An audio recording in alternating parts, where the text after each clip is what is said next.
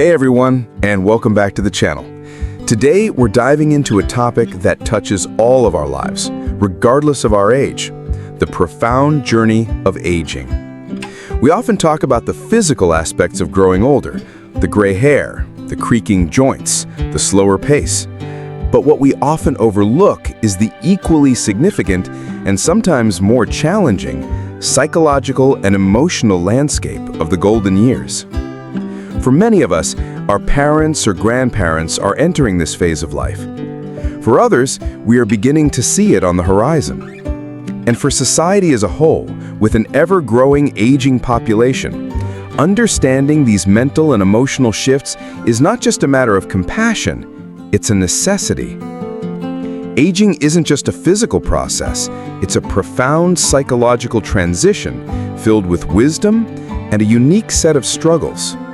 Today, we're going to explore 5 of the most significant psychological challenges that the elderly face. We'll go beyond just listing them. We'll dive into the why, the how, and most importantly, what we, as individuals and as a community, can do to help. So, let's begin by shining a light on these often silent struggles. Our 5 points today are 1. The crisis of loneliness and social isolation. 2. The loss of purpose and identity. 3. Navigating the landscape of fear and anxiety. 4. The silent battle with depression. And 5. The struggle for autonomy and control. Let's start with a challenge that many of us know exists, but may not fully grasp its devastating impact. Challenge 1. The crisis of loneliness and social isolation. The first major hurdle is the overwhelming feeling of loneliness and social isolation. This isn't just about being alone. It's about feeling disconnected from the world and from the people you love. This crisis often begins with major life transitions. For many, the biggest trigger is retirement. For decades, their workplace was their social hub, a place for conversations, friendships, and a sense of belonging. When that routine suddenly ends, a vast void is left behind. Another, and perhaps even more heartbreaking cause, is the loss of a spouse or close friends. As people age, they start to witness their peers passing away. The social network they built over a lifetime begins to shrink, leaving them with fewer and fewer people to share memories and experiences with. Furthermore, adult children moving away or becoming incredibly busy with their own families and careers can inadvertently leave their parents feeling forgotten. Physical health issues and mobility problems also make it harder for the elderly to leave their homes, effectively trapping them in isolation. A poignant example is that of a lifelong factory worker, let's call him Mr. Thompson, who for 45 years saw the same faces every day. He retired with great plans, but without the daily structure and social interaction, his days are now empty. He sits in front of the TV, the phone rarely rings, and he feels like the world has moved on without him. The World Health Organization has even called this a silent epidemic, linking social isolation to a higher risk of heart disease, stroke, and cognitive decline. Loneliness, in essence, doesn't just make you sad, it makes you sick. So, how do we address this? The solution isn't complicated, but it requires consistency. Regular check-ins, a quick phone call, a text message, or a video call can make a world of difference. Encourage community involvement. Help them find senior centers, volunteering opportunities, or hobby groups. Pet ownership. For those who are able, a pet can provide companionship and a sense of responsibility. Bridge the technological gap. Patiently teach them how to use video chat apps to connect with family far away. This challenge teaches us that presence is a powerful gift. Being there, even in a small way, is a lifeline. Challenge 2. The loss of purpose and identity. Our second challenge is the profound loss of purpose and identity. For most of our adult lives, our identity is closely tied to what we do. We are a teacher, a doctor, an engineer, a parent. When these roles change or end, the question, Who am I now becomes very real. The most obvious trigger is retirement. When a career that defined a person for 40 years suddenly ends, they can feel a deep sense of uselessness. They go from being the expert, the provider, the leader, to feeling like they have no significant role to play. This is especially true for those who identified strongly with their professional title. The second major cause is the shift in family roles. A mother or father who has spent decades raising children and running a household may feel irrelevant when their children are grown and have families of their own. They may no longer be the central figure, the one who is needed for day-to-day decisions. This loss of a core caregiving identity can be incredibly disorienting. Think of a CEO who spent their life leading a company. Now their phone doesn't ring with urgent business calls. They are no longer making the big decisions. This can lead to a feeling of being a ghost in their own life. Similarly, a retired mother might feel a sense of loss when her children don't rely on her for daily advice or support. It's not that the love is gone, but the feeling of being actively needed has faded. This is not a trivial matter. This loss of purpose is a significant risk factor for depression and a decline in cognitive function. We can help them find a new sense of purpose, one that isn't tied to their old roles. Encourage new hobbies. Did they always want to paint, learn an instrument, or garden? Now is the time. Volunteering. Volunteering is a fantastic way to find new purpose in social connections. They can share their lifetime of wisdom and skills. Part-time work or mentoring. Some may wish to re-engage with their old profession in a less demanding capacity. Learning a new skill. The brain loves to learn. Encouraging them to take a class or learn a new language keeps their mind sharp and provides a new identity. The key takeaway here is to remind them that their value is not in what they did, but in who they are. Challenge 3. Navigating the landscape of fear and anxiety. The third psychological challenge is a complex and pervasive one, a landscape of fear and anxiety. Growing older means facing a future that is, in many ways, less certain and filled with more potential threats. This fear isn't a single emotion, it's a collection of anxieties. Fear of declining health and dependence. The body begins to fail. A simple fall can become a life-altering event.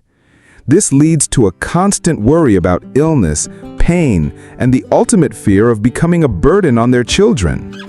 The thought of losing their independence and having to rely on others is a deep source of dread. This fear-anxiety can manifest as chronic stress, which has a direct link to a weakened immune system and a higher risk of heart disease. Open communication. The most important step is to talk about these fears openly and honestly. Discussions about end-of-life care, wills, and financial plans can be difficult, but they can also bring a great sense of relief and control. Promote healthy living. Encourage light exercise like walking or gentle yoga, which can not only improve physical health, but also reduce anxiety. Mindfulness and relaxation techniques. Simple breathing exercises or meditation can be very effective in managing anxiety. Professional support. If fears are debilitating, suggest seeking help from a therapist who specializes in gerontology. Addressing these fears head-on allows the elderly to move from a state of constant worry to a state of acceptance and peace. Challenge 4. The silent battle with depression. Our fourth challenge is perhaps the most insidious because it is so often overlooked: clinical depression. Many people, even in the medical community, mistakenly believe that feeling sad or withdrawn is a normal part of aging. This is a myth. Depression is a medical illness, and it is absolutely not a normal part of getting older. The challenges we've already discussed, loneliness, loss of purpose, and fear, are all major risk factors for depression. Furthermore, chronic health conditions, pain, and side effects from medications can also trigger or worsen depression. What makes depression in the elderly so difficult to spot is that the symptoms often look different. An elderly person might not express feelings of sadness. Instead, their depression might manifest as chronic fatigue and a lack of energy, constant unexplained physical aches and pains, headaches, stomach issues, a loss of interest in hobbies or activities they once loved, changes in sleep patterns or appetite, increased irritability or anger rather than sadness. A daughter might notice her father, a lifelong golfer, no longer has any interest in the sport, or that her mother, a brilliant cook, now only eats simple meals. She might dismiss this as just getting old, but these are classic warning signs of depression. In fact, a significant number of suicides in developed countries occur in older adults, highlighting how serious this issue is when left untreated. This is where we must be vigilant. Learn the signs, educate ourselves on the symptoms of geriatric depression. Don't dismiss the symptoms. Never assume that sadness or fatigue is just part of aging. Take their physical complaints seriously, as they may be cries for help. Encourage professional help. Gently suggest talking to a doctor or a mental health professional. Many older adults have a stigma about therapy, so framing it as a conversation with a doctor about their overall well-being can be an easier entry point. Depression is treatable, and with the right support, the elderly can regain their zest for life. Challenge 5. The struggle for autonomy and control. Our final challenge is the struggle for autonomy and control. We are all wired to want to be in charge of our own lives. For the elderly, the aging process and well-meaning family interventions can gradually strip away this fundamental sense of control, leading to frustration, resentment, and a profound sense of powerlessness. This loss of control happens on multiple fronts. Physical autonomy. Losing the ability to drive, which represents freedom and independence, can be a major blow. Decision-making. Family members, out of concern, may start making decisions for them about their finances, their living situation, their health care, without proper consultation. Changes in living environment. Being moved from their lifelong home to a smaller apartment or an assisted living facility can feel like a devastating loss of their personal space and history. Technological exclusion. Feeling left behind by technology can also create a sense of not being able to navigate the modern world, further eroding their confidence. Imagine a family deciding it's safer to sell the family home and move their mother into a nursing home. While the intention is good, if she wasn't part of the decision-making process, she will feel a deep sense of betrayal and a loss of her identity. Her resistance, which may be misinterpreted as stubbornness, is actually a desperate attempt to hold on to her last shreds of control. This can lead to increased anger, agitation, and a general decline in their mental state. The solution here is simple in principle, but requires conscious effort. Involve them in all decisions. The mantra should be, with them, not for them. Whether it's choosing a new doctor or deciding what to have for dinner, their voice must be heard. Empower small choices. Even if they've lost control over major life areas, we can give them control over the small things. What time to go for a walk? What clothes to wear? These small choices are incredibly important for maintaining a sense of self-worth. Giving them back a sense of agency and respecting their autonomy is one of the greatest gifts we can offer them. So there you have it, 5 of the most profound psychological challenges faced by our elders. We've talked about the weight of loneliness, the search for a new identity, the landscape of fear, the silent battle of depression, and the struggle for autonomy. The common thread running through all of these challenges is the need for our empathy, our understanding, and our action.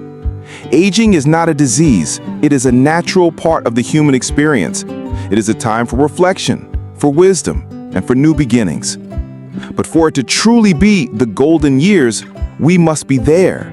We must listen to the silent struggles, offer a helping hand, And most importantly, treat our elders not as relics of the past, but as vital, valued, and loved members of our community.